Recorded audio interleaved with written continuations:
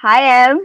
Hi. I gotta make sure I'm saying this right. M. Beihold, right? Yep, you got it. So how are you? I'm good. I just came back from opening for HAR. Got in like an hour ago, so that was the biggest I've ever played. It was pretty crazy. You must be tired though. A little, just a tad.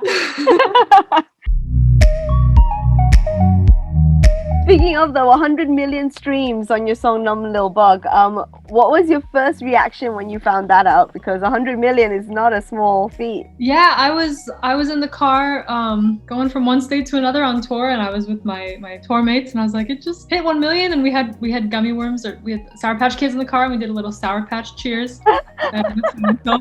Whatever way you can celebrate, right? Middle of nowhere, Kansas, you know? Well, I know you get asked this question a lot, so I want to change it up a little. Can you give me the story behind the song, but like in less than 10 words? Okay, antidepressants made me not feel things, but they make some people feel things, which is important to say. And life was moving very quickly. Oh, this is way more than 10 words. And just expressing lack of feeling. So literally just feeling numb completely. Yeah. I'm not gonna lie, I love the song Numb Little Bug, but in reality I hate bugs, with a passion. Mm-hmm. Do you like bugs or? For the promotion of the song, I feel like I have to say yes, but in truth, like I always make other people get rid of the bugs.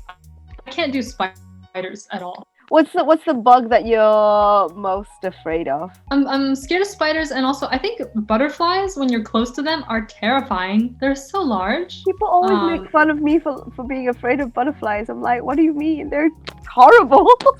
Yeah, you know those like butterfly exhibits, and you walk in and it's just butterflies everywhere? Nightmare. Oh, never ever go to that.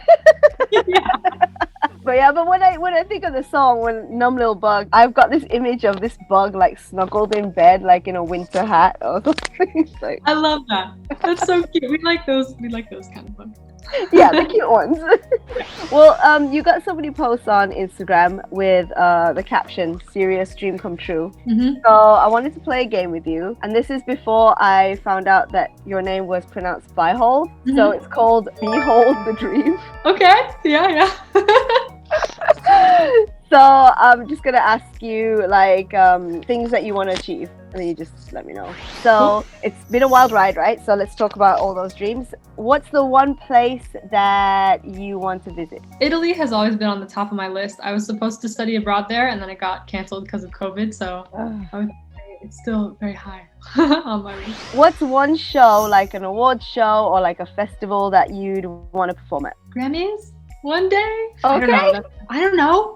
That feels weird to say, but maybe that would be cool. What's one artist that you want to collab with? Ash. Who did Moral of the Story? Ash. Oh. What's one celeb that you want in your DMs? Tom Holland. I feel like we'd be friends. Yeah, Tom would be a good one. And what's the bucket list dream that you want to see come true? I want to perform on SNL. Saturday Night Live. Okay, so that's at the top of the bucket list right now. That's been my biggest performance goal. And you just dropped a brand new song. It's called Too Precious, which I relate to 100% because that's what I always have to go through when I go out with friends. So what triggered you to write that song?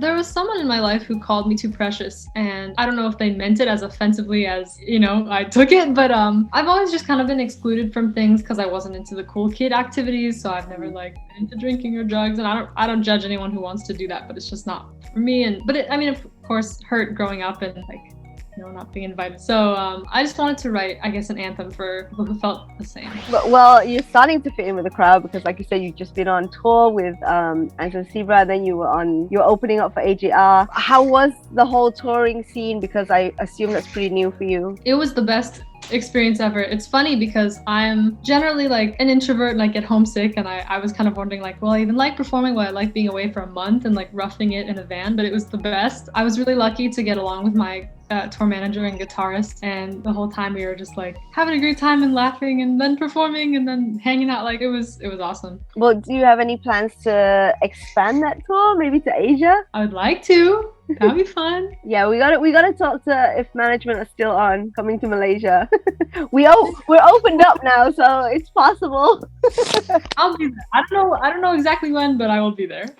So I also know you're working on your music while you're on tour and doing everything else. So what else can we look forward to for Beihold in 2022? I have an EP coming out in the summer. That's 7 songs that I've been sitting on for a while, so I'm very excited about that. It's called Egg in the Backseat. But otherwise, just like performing, continuing to write. That's the main project, though. What's the story behind the title, Egg in the Backseat? I wish there was a good story. In truth, I have always considered myself an egg. I call myself Eggmally. I just love them, not even as foods, just as like what they represent. I think they're so funny. And so I was just writing this song with my friends, and I was like, what if we wrote a club banger about eggs? And they were like, yeah. And then we wrote Egg in the Backseat. All right, well, I can't wait to hear that one. I can't wait to hear the EP. And yeah, hopefully you come over to Malaysia very, very soon. Thank you so much for giving me some time. I know you're tired, and I know you've got probably a long night ahead of you as well. So thank you so much for talking to me. Thank you for having me. I appreciate it.